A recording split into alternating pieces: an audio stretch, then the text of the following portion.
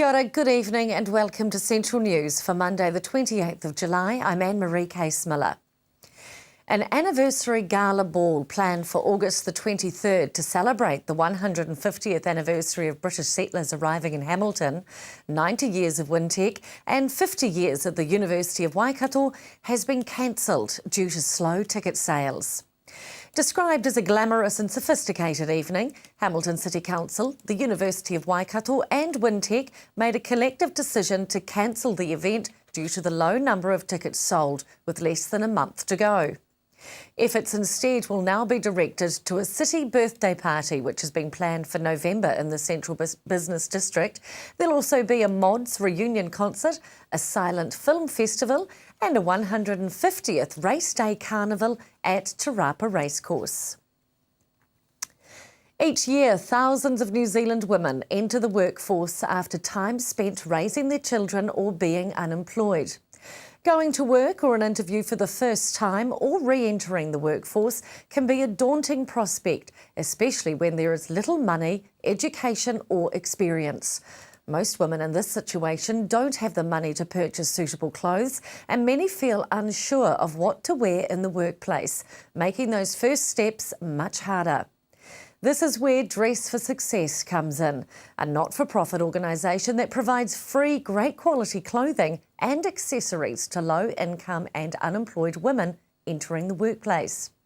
They're holding their major fundraiser, Cocktails by Candlelight, this Thursday in Hamilton. And as Dress for Success Executive Manager KM Adams explains, Cocktails by Candlelight promises to be a fantastic evening. It's a fantastic evening out at the grandstand. For $65, that's the ticket price, you are going to get cocktails all night for as long as you like, as many drinks and bubbles and beers as you like as well, and a continuous supper. Also, Ronnie Phillips is our MC, so it's going to be a fun night. We are featuring 3 of our wonderful success stories throughout the year, who are going to be dressed by Jackie O'Fee from Westfield Chartwell, and they're going to do a wee fashion show, and we've got a fabulous auction with all sorts of amazing prizes. In sport, and a roundup of finals played over the weekend around the Waikato and Bay of Plenty now. First, Waikato Club Rugby Championship final, Marist won the Waikato Brewery Shield for the second year running, beating Hamilton Old Boys 40-23 at Marist Park on Saturday. Over the Kaimai Rangers and the boot of Mount Maunganui first 5, Caden Matahari has guided the Mount to its first Bayfair Baywide Premier Club rugby title in 9 years. In a tense final at the Tauranga Domain, the Mount edged past Whakarewarewa 26-23 after a strong second half comeback from the Red and Blacks. In hockey, Hamilton Old Boys won the Men's Premier Hockey Championship 5-2 over Suburbs at the Galahar Hockey Turf in Hamilton on Saturday. And in the women's final, University had to fight for their 5-2 win over Hamilton Old Girls to become back-to-back champions of the Premier Women's Hockey title. Time to take a look at the marine forecast now. Raglan, you can expect a northerly of 15 knots, rising on Tuesday afternoon to 30 knots with a rough sea. High tide tonight, 13 minutes past 11. Heading over the Kaimai Ranges, Bay of Plenty, developing Tuesday morning a northerly of 15 knots, rising Tuesday night to 25 knots with a rough sea, and high tide expected tonight, 26 minutes past 8. Still to come on Central News, we find out about the community grants with Bay of Plenty Regional Council, and up next, discover more about Laleshe League and the Big Latch On.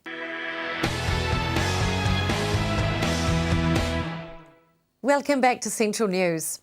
Today marks the beginning of Breastfeeding Awareness Week, and to help reduce barriers to breastfeeding, the Women's Health Action Group is coordinating the Big Latch On, a fun event in which breastfeeding women gather together at various venues around New Zealand to build community support, one latch at a time.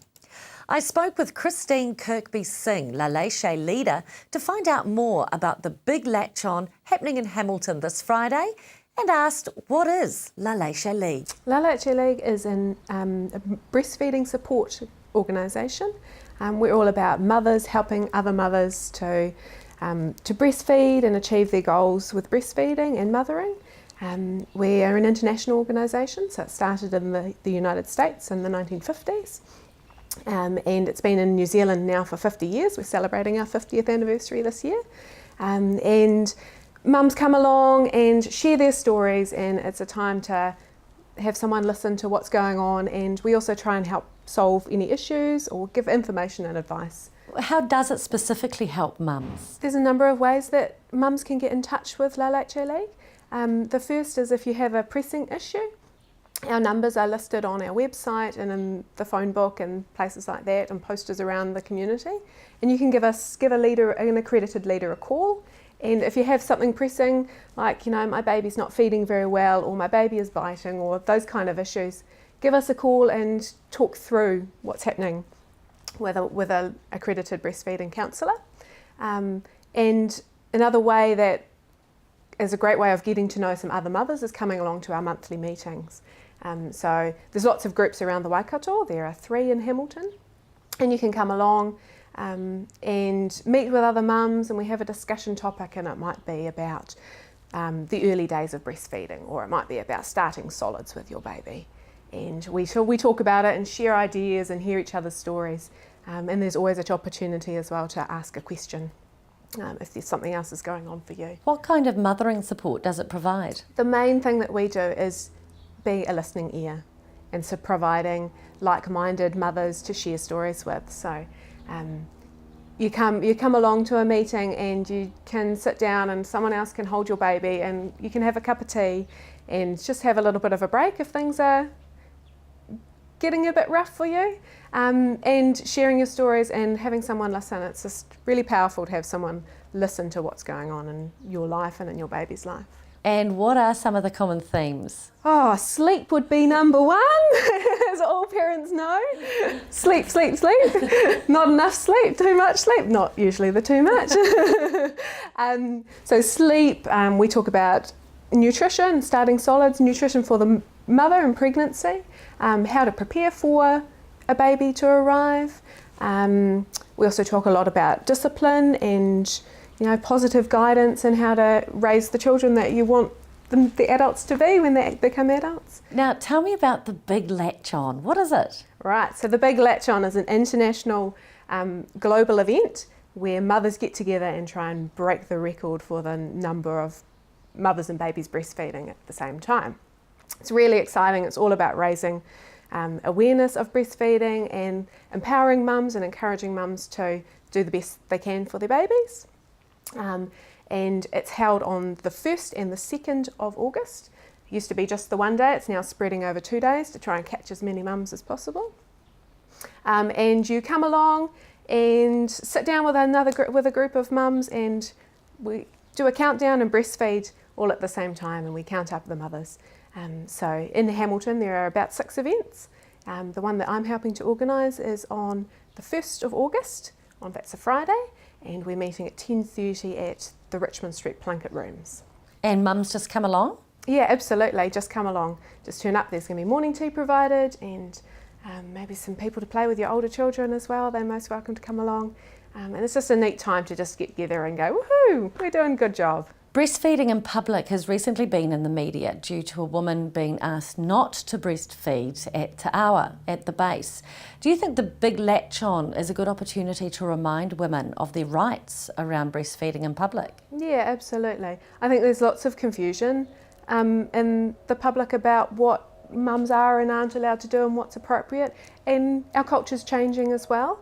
And so the Big Latch On is just all about celebrating what we are doing for our babies, and that all mums are just trying to do their best. And whether you're fully breastfeeding or partially breastfeeding, you're doing your best for your baby. And so, that's what the Big Latch On is all about. It's about celebrating and encouraging mums and letting them know that you can do this in public, and you can feed your baby. Responding to your baby is really important. What's your advice to mums when breastfeeding in public? It's up to the mum. If that is how they feel most comfortable, you cover up. If you are happy, then you do what you don't need to cover up. You are legally entitled to breastfeed your baby wherever you are, in a public place. And so you do what's right for you and what's right for your family, and that's going to be different for everybody. Some people are a bit shyer about it and prefer to go to the parents' rooms, and that's why we're there, and we say thanks to the the malls and things that have the parents' rooms, but if you don't want to, then you don't have to. The big latch on is at Hamilton Plunkett Rooms, 12 Richmond Street, this Friday, the 1st of August. Be there at 10 o'clock to register, 10:30 to latch on. Morning tea will be provided. For more details, see facebook.com/LLL Hamilton NZ. Still to come, we speak with Paula Southgate from the Waikato Regional Council about their annual plan. And up next on Central News, we find out about the community grants from the Bay of Plenty Regional Council.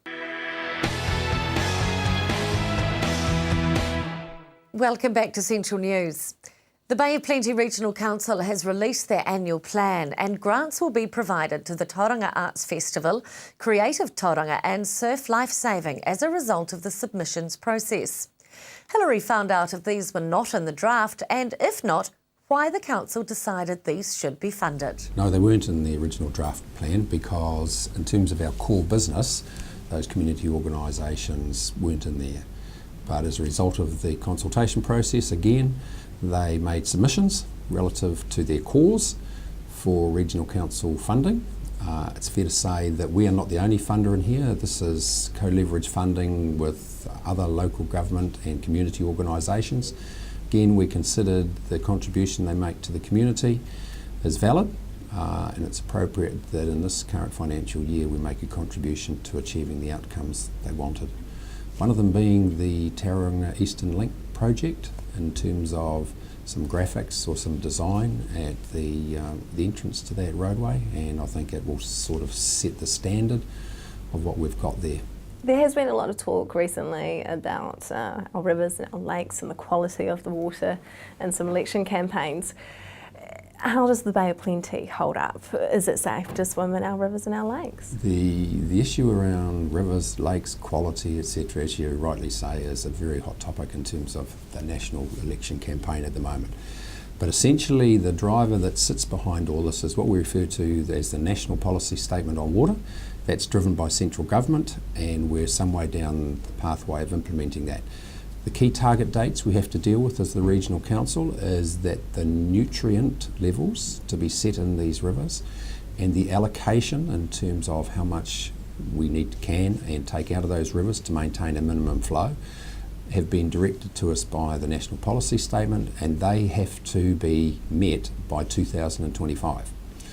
That may sound 10 years may sound a while out, but it's not really, because across the whole Bay of Plenty we've got 9 water management areas that we refer to, and in each of those areas we have to go through this consultative process with the community saying what is your expectation in terms of the quality of these waterways, the amount you can take out. Now that's going to take a long period of time, but that's the journey we've embarked on. The ones that we're currently doing is the Rangataiki Tarawera, the Makatu Kaituna, and then we've just started on the Tauranga Harbour program, which is a significant one for the people in Tauranga here. So does that mean that Lake Rotorua is safe to swim in?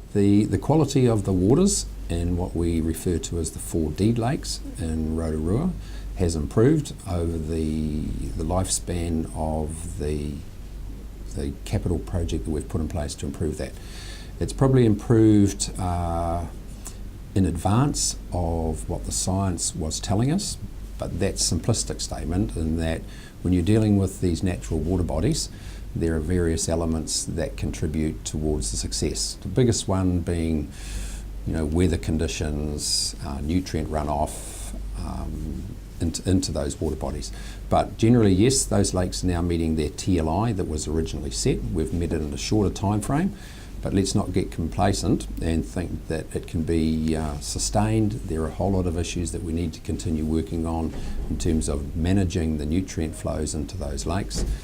It's not a new problem, and it hasn't been driven just by what's occurring on the land. There's historical issues around particularly Lake Rotorua that we need to recognise in terms of how do we manage the embedded issues that are at the bottom of the lake relative to the land management practices around the lake. You can download the annual plan from their website, boprc.gov.nz. The Waikato Regional Council has recently released its annual plan for the 2014-15 period. As part of this, planned work on harbour catchment has been delayed. I spoke recently with Chairperson Paula Southgate about the delay and also the planned work on the Graham's Creek Flood Protection Project. Well, a lot of that has to do with resource consents around vegetation removal in the Whangamata Harbour, but those have all been resolved now and the work will be underway once more. Historically, we've pulled back some budgets around harbour management, but those have been reinstated and within current plans. So we're moving our attention to a number of harbours, Whangapoa, for example, where we've got a high level of erosion control and we can basically get the complete catchment fenced and protected, and we'll be looking at some issues around Tairua as well. Fair to say that coastal management has become a strategic priority of late with Council, and you'll see that reflected in its new strategic direction. We're recognising the importance of protecting not only our rivers but also our coasts and harbours. The Graham's Creek Flood Protection Project has received a number of submissions. How's that going? Well, that was one of the projects which we consulted with the public especially on. It's a problem that we've had for over the last 8 years, with the community being undecided how to proceed to protect themselves from the high water levels, especially when there's high tide situations as well in the flood. What we've done is, it's pretty split, to be honest. But what we have done is decide to go ahead with flood control works. So we've put in a budget of $650,000 towards it. What's really important is that we've established a working party with the local community and the Thames Coromandel District Council to decide how that money gets used there, to develop an implementation plan, if you like, for the works. Because it was very important that the community took some ownership of the project. I think the key thing about the Graham's Creek is we'd finally reached an agreement with Thames Coromandel District Council, and that took a while coming, but we were in agreement that something needed to be done. They were happy to collect a rate from the local people and we were happy to contribute our rate, and we can only do it in a partnership. For more information on the Waikato Regional Council annual plan, go to waikatoregion.gov.nz. Still to come, we check the weather at your place, and up next, find out about the Local Government New Zealand Conference. That's next on Central News. You're with Central News on this Monday, the 28th of July. The annual Local Government New Zealand Conference was recently held in Nelson, and the program focused on powering local economies, building vibrant communities and demonstrating the importance of local government. Mayor of Waipawa District Jim Milcreast attended the three-day conference, and I spoke with him recently and asked him what it's all about. Well, it's an annual conference that's held, and most local bodies are represented at that. Generally it's the councillors and mayors and senior executive staff, chief executives. There was about 540, some 550 attendees at the conference. And it's an opportunity, obviously, for local bodies to mix and mingle and discuss various problems and issues that we have as an industry. What are some of the challenges facing local government that are similar right throughout New Zealand? Absolutely, the changing demographics with the ageing population, and in a similar vein, I suppose, a lot of us have ageing infrastructures, that water supplies and sewage treatment facilities that need upgrading or expanding, and the ability to pay for those. Where does Waipawa sit compared to other councils? Well, we're very fortunate in that we're in one of the, and it would be a minority, I suppose, of growth areas within the country, and our association, of course, with Hamilton, being very close to Hamilton and the facilities there, and being in a wealthy farming area, we are still experiencing growth, but all of the predictions show that that is only a medium-term prospect, and that basically the population will start to decline over time. So we have to manage the demands, I suppose, on based on those population predictions. How's the Waipawa district viewed by other councils? I would say with a great deal of envy. As I said, we're very fortunate to have that growth. And when you even look overseas, Many of the developed countries are experiencing this situation, and some of them are further advanced, with a lot of towns and cities actually or more or less having to close down, particularly in Japan. And if that's a forerunner for the rest of the world, we really need to learn from that experience and see what we can do to actually maintain vibrant communities. Are there any other areas who are following suit with regards to the Waikato Mayoral Forum? No, well, not that I'm aware of at the moment. They may be in a lesser extent, but a lot of the country is looking, and central government is looking to the Waikato and seeing how the Mayoral Forum actually pans out. And whilst there's been quite a lot of discussion over the last few years within the Mayoral Forum, we're now getting down to the nitty-gritty where we're looking actually sharing services, joining forces and helping each other out. So that will be an interesting time over the next few years. For more information, you can see the website www.waipardc.gov.nz. Time to take a look at the weather now. Hamilton, a frosty start to the morning after a low of -1 overnight. You'll be rewarded with another stunning day throughout the Waikato though, although rain is expected to arrive in the evening. 15 your expected high tomorrow with a low of 7 degrees, very mild compared to what we have been having. Taking a look around the region, Pāroa 15 and 8 your low. Matamata expect a high of 14 with 8 your low. Te Awamutu 15 for Tuesday, and Tokoroa your high is 12 with a low of 7 tomorrow night. Heading over the Kaimai Ranges to Tauranga, where a few showers are expected for you tomorrow as well. Late rain and northerlies with a high of 16 degrees expected, 10 your low. And around the bay, Te Puke can expect a high of 14 degrees with a low of 9 for Tuesday night. And that's Central News for today, Monday the 28th of July 2014. Thank you for joining me. Make sure you join our Facebook page and let us know of news in your community. I'm Anne-Marie Case-Miller. Ka kite anō.